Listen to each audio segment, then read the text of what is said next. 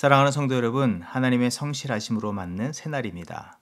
아침마다 새롭게 하시는 하나님의 은총을 따라서 지난날의 죄와 허물, 연약함을 떨쳐버리고 새로운 믿음의 걸음을 힘차게 걸어나가는 저와 여러분의 삶이 되기를 소망합니다.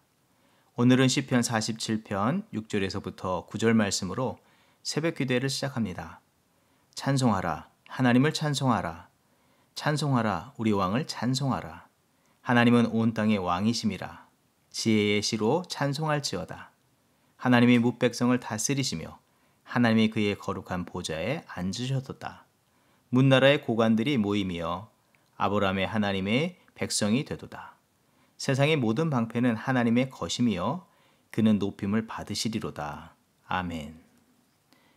영원한 왕이 되시며 우리를 구원하여 주시는 구원자이신 하나님을 찬양합니다.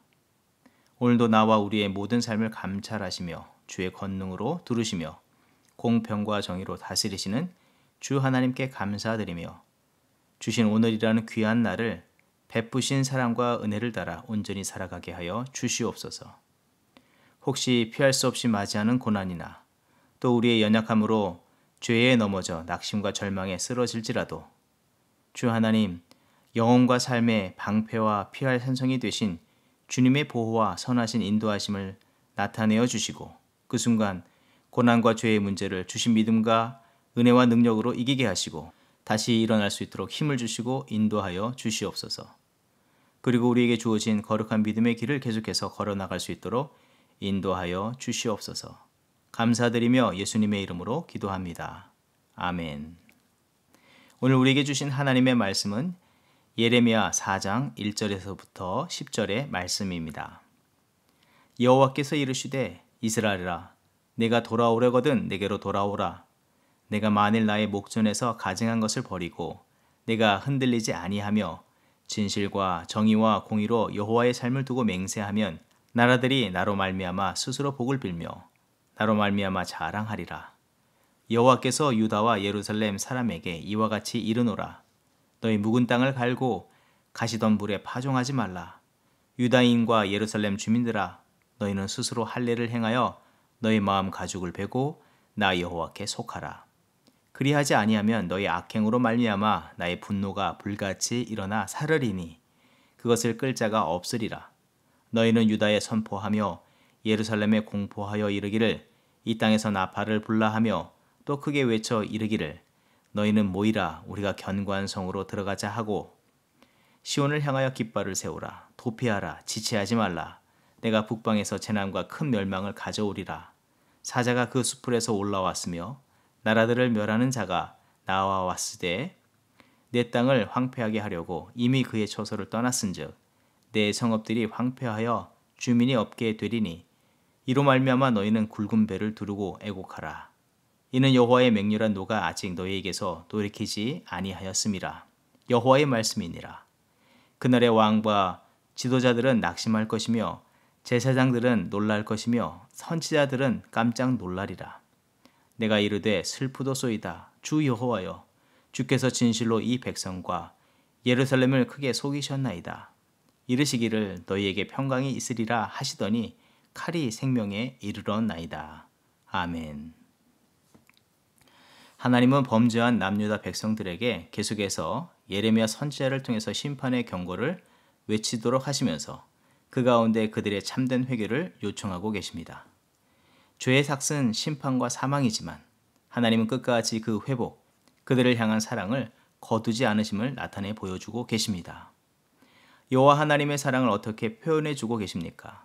앞서서 하나님은 이스라엘과의 관계를 부모와 자녀의 관계, 그리고 남편과 아내의 관계로 설명하시면서 그들의 어떤 상황과 조건 때문에 하나님과의 관계를 깨어지게 해서는 안 된다고 또한 말씀해 주시고 계십니다.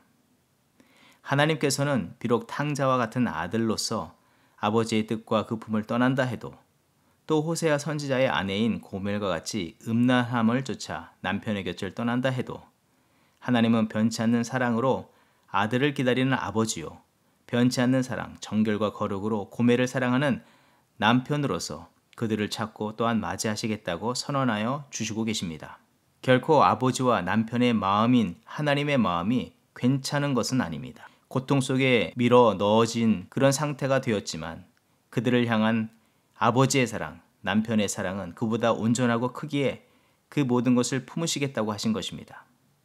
이것을 보았을 때에 남유다, 그리고 이 세대를 살아가는 우리가 기억하고 놓치지 않아야 할 것이 있다면 에베소서 2장 3절 이하의 말씀, 우리도 다 그 가운데서 우리 육체의 욕심을 따라 지내며 육체와 마음에 원하는 것을 하여 다른 이들과 같이 본질상 진노의 자녀이었더니 긍휼이 풍성하신 하나님이 우리를 사랑하신 그 큰 사랑을 인하여 허물로 죽은 우리를 그리스도와 함께 살리셨고 또 함께 일으키사 그리스도 예수 안에서 함께 하늘에 앉히시니, 이 말씀처럼 하나님의 사랑은 불변하시다는 사실과 그 사랑의 동일하심을 의심치 않고 혹 우리의 삶의 죄로 인해서 연약함에 놓였다 해도 하나님의 사랑을 신뢰하며 주를 찾고 구하고 주께 더욱더 가까이 나아가는 우리들이 되어야 하는 것입니다. 하나님 편에서는 끝없는 사랑으로 주의 백성을 품고 또 회복하기를 원하실 때에 마땅히 그 죄와 악을 버리고 돌아가야 할 백성이 가져야 할 이 남유다의 편에서의 취할 이 태도는 무엇이 되겠습니까? 예레미야서 3장 22절의 말씀, 배역한 자식들아 돌아오라, 내가 너희의 배역함을 고치리라. 예레미야서 4장 1절의 말씀, 여호와께서 이르시되 이스라엘아 네가 돌아오려거든 내게로 돌아오라. 근본적으로 남유다의 죄는 하나님께로부터 그 거룩한 관계와 또 그의 말씀과 뜻에서 벗어난 배역임을 말씀하시면서 본문 1절, 구체적으로 그 관계성을 훼손시킨 그릇된 마음과 생각, 욕심과 교만을 버리고 온전히 하나님께로 돌아오는 것을 명령해 주고 계시다는 사실입니다. 이에 따라서 이스라엘 백성들은 하나님께 온전한 마음으로 돌아와야 하는 것입니다. 하나님과의 관계를 깨뜨리고 방해하고 장애를 일으켰던 문제들을 파악하고 이를 버려야 합니다. 이를 위해서 그 장애와 문제를 파악하고 버리는 일, 이 영적인 분별과 문제를 직면하는 일을 행하여야 한다는 사실입니다. 어떤 깨어진 관계와 발생된 문제들이 회복되기를 원한다면 그 회복을 위해서 가장 먼저 해야 할 것은 상대방의 문제로 치부하거나 혹은 어쩌다 발생한 문제로 넘길 것이 아니라 직면해야 합니다. 그것을 상담적으로는 confrontation, 대면이라고 말을 합니다. 왜 관계가 틀어졌고 왜 그 문제가 발생했는지 일종의 역학조사와 같은 것이라 할 수 있는 것입니다. 예를 들어서 건강에 이상이 발생되었다면 누구라도 가장 먼저 건강검진을 받고 조사를 합니다. 그 결과를 가지고 의사를 만나야 하고 진단과 소견을 듣게 됩니다. 지금 혈액 중에 이 수치가 너무 높습니다. 혹시 과로하셨습니까? 생활 습관은 어떠하십니까? 잠은 잘 주무시고 식사는 잘 하십니까? 이런 병들이 발견되었는데 수술을 받으셔야 하겠습니다. 조사를 통해서 자기도 알지 못했던 자기 육신의 면면들을 돌아보게 되고 또 좋지 않던 생활 습관까지 낱낱하게 드러나게 되는 것입니다. 의사 앞에 부끄러움도 느끼게 되고 적지 않게 마음에 충격을 받기도 하며 후회도 하게 됩니다. 하지만 문제를 직면함에 피할 수 없이 닿게 되는 이런 상황과 그 불편한 이야기들, 곧 진단과 평가들은 절망과 고통과 위기를 벗어나게 하는 치유와 회복의 복된 시간과 기회가 또한 되는 줄 믿습니다. 그리고 회복을 위해서 문제를 직면하는 것에서 한 걸음 더 나아가서 그 문제를 인정하는 그런 마음이 있어야 합니다. 어떤 문제에 자신이 놓였다면 그 문제 중에 절반 이상은 자기의 책임이 있다는 것을 인정해야 하는 것입니다. 어떤 사람은 가정의 문제, 자녀의 문제, 대인 간의 문제 속에 놓였을 때에 그 문제와 자신과 무관하다고 외면하거나 다 저 사람 때문에 이렇게 되었다, 책임을 다른 사람에게만 찾고 전가하는 경우를 보게 되는데, 그러면 그럴수록 치료와 회복은 멀어지게 됩니다. 문제는 더 어려워지게 된다는 사실입니다. 처음에 문제를 직면했을 때 원망하고 완강히 부인하지만 시간이 지날수록 인정할 수밖에 없는 것은 그 문제 속에 자신이 어떤 모양이든지 개입되어 있다는 것입니다. 또 그 문제 속에서 어떤 모양이든지 그 문제를 유발하게 한 자신의 문제도 있다는 것을 인정할 수밖에 없는 것입니다. 참으로 인정하고 싶지 않고 부인하고 싶지만 그러나 반드시 그 문제의 자리에서 그것을 직면하고 인정할 때에 비로소 회복이 이루어지는 것입니다. 또 하나님께서 남유다의 이 회복을 위해서 말씀하시는 바는 무엇이겠습니까? 이 영적 회복의 단계에서 더 한 걸음 더 나아가서 그들이 죄로 병들고 굳어진 마음과 생각, 삶의 내용을 기초로부터 변화시켜야 할 것을 말씀해 주시는 것입니다. 가령집에 큰 결함이 발생할 때에 자기 자신이 아는 수준의 지식에 따라서 집을 고치려 하다가는 호미로 막을 것을 가래로 막는 상황을 맞이할 때가 있습니다. 지혜로운 사람이라면 큰 결함을 발견하였을 때에 그 분야의 전문가에게 문제의 근원을 찾아달라고 자문을 구하고 전문가가 제시해 주시는 그 방법을 따라서 고쳐나가면 문제를 온전히 고칠 수 있고 또 회복의 과정도 기간도 매우 짧고 불필요한 다른 문제들을 만나지 않게 됩니다. 하나님께서는 이 위급한 시기에서도 그들의 근원적인 문제를 돌아보고 고치기를 요청하고 계십니다. 하나님은 남유다의 문제를 어떻게 보고 계셨습니까? 남유다는 지금 멸망의 순간까지 왔지만 그들은 괜찮다, 이런대로 괜찮다, 그러면서도 헛된 수고와 열심으로 장차 망할 성과 무너질 탑만 계속 쌓아 올리고 있었습니다. 하나님께서는 너희는 죄로 병들었고 단단하게 굳어진 상태라고 진단해 주시고 처방을 말씀해 주십니다. 3절의 말씀, 너희 묵은 땅을 갈고 가시덤불에 파종하지 말라. 4절, 스스로 할례를 행하라. 우리가 주목해야 할 표현이 있다면 스스로입니다. 영어 성경에서는 내 자신들이, 여기서 다시 한번 문제의 해결에 있어서 중요한 한 가지는 아무리 전문가의 조언과 좋은 제안을 손에 쥐었다 할지라도 그것을 좋게 여겨도 그 일을 시행하려는 자기 마음의 결단과 의지가 없으면 결코 회복될 수 없다는 사실입니다. 의사의 처방으로 약을 손에 쥐었고 훌륭한 주택수리 전문가의 수리 내역과 견적을 받았다고 해도 육신의 건강이 자연적으로 회복되는 것은 아닙니다. 수리 내역과 견적서를 잘 받았다고 집이 새로워지지 않습니다. 그 약을 먹어야 하고 비용을 지불하고 수리를 시작해야 합니다. 오늘날 우리의 영적인, 육적인 죄의 문제들을 역추적해보고 또 그 문제들을 직면하고 문제들을 파악 못할 분은 매우 적을 것입니다. 그럼에도 문제가 해결되지 않는 결정적인 이유는 스스로 하나님의 참된 뜻을 마음으로, 감사로, 겸손으로 받지 않고 따르지 않는 문제로 인한 것일 것입니다. 말씀을 따라 자기 삶의 변화를 위해서 순종의 결단을 하지 않기 때문입니다. 또 그 모든 치료가 이루어지고 수리가 될 때까지 끝까지 노력을 기울이는 그런 거룩한 의지가 부족해서라고 할 수가 있는 것입니다. 사랑하는 성도 여러분, 오늘 우리의 삶의 모든 문제들을 만날 때 우리는 어떻게 반응하며 살아가고 있습니까?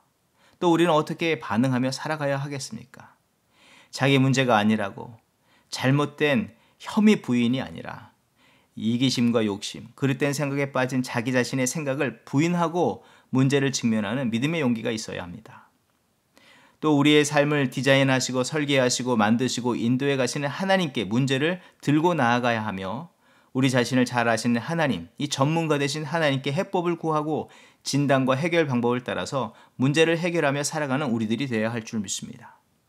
그 가운데 그동안 보여왔던 영적인 의지 박약, 열심히 그 문제를 해결하려고 노력하는 그 끈기 있는 그 믿음의 모습을 갖지 못한 우리들의 그 연약함을 떨쳐버리고 믿음의 참된 결단을 지속적으로 이뤄가는 우리가 되어야 할 줄 믿습니다. 이와 같은 믿음의 회복의 걸음을 따라 나아갈 때에 하나님의 참된 치유와 회복, 새로움의 역사를 경험하게 될 것입니다. 이와 같은 회복과 치유, 새로운 삶, 복된 삶을 이루시는 주의 백성들이 되시기를 주의 이름으로 축원드립니다. 기도하겠습니다. 하나님 감사합니다.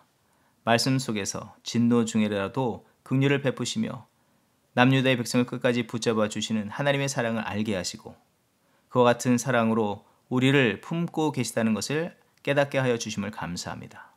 뿐만 아니라 그들의 회복을 위해서 문제를 대면하고 또 문제 회복을 위한 길들을 말씀해 주심도 감사드립니다. 이제 우리의 삶에 들어오신 문제들을 직면하게 하시고 우리의 마음에서 잘못을 외면하거나 책임 전가하지 않게 하시고 책임 있는 자세로 문제를 대면하고 죄의 뜻 앞에서 그릇된 것을 떨쳐버리고 믿음의 결단으로 참된 회복의 길로 성실히 나아오는 우리들이 되게 하여 주시옵소서. 우리의 영적 분별 없음을 불쌍히 여겨 주시고 또 참된 회복을 위해서 주께서 끝까지 포기하지 않으시고 열심을 내심처럼 우리에게도 그런 영적 바른 열심이 마음에서 일어나게 하여 주시옵소서. 의원 되시고 전문가 되신 주님의 인도하심과 치유하심을 구합니다. 도우시옵소서. 우리를 새롭게 하여 주시옵소서. 역사하여 주시옵소서. 감사드리며 예수님의 이름으로 기도합니다. 아멘. 이 시간 합심 기도의 제목을 나누고 함께 기도의 자리로 나아갑니다. 먼저는 코로나 팬데믹 가운데 있는 이 전 세계에 영적인 각성을 허락하여 주시옵소서. 팬데믹 상황 중에서 복음이 능력 있게 전파되게 하시고 온라인을 통해서 진행되어지는 말씀과 찬양, 전도와 양육, 선교사에게 성령께서 축복하여 주시고 많은 영혼들이 주님을 만나고 위로와 힘을 얻게 하여 주시고 주께로 돌아오는 믿음의 역사들이 계속해서 이루어지게 하여 주시옵소서.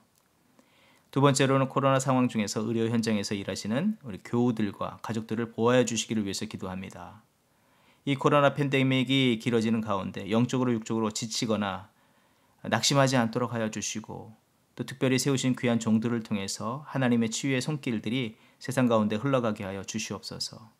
함께 의료 현장에서 동역하시는 모든 의료진들에게 동일한 은혜 역사가 있게 하여 주시옵소서.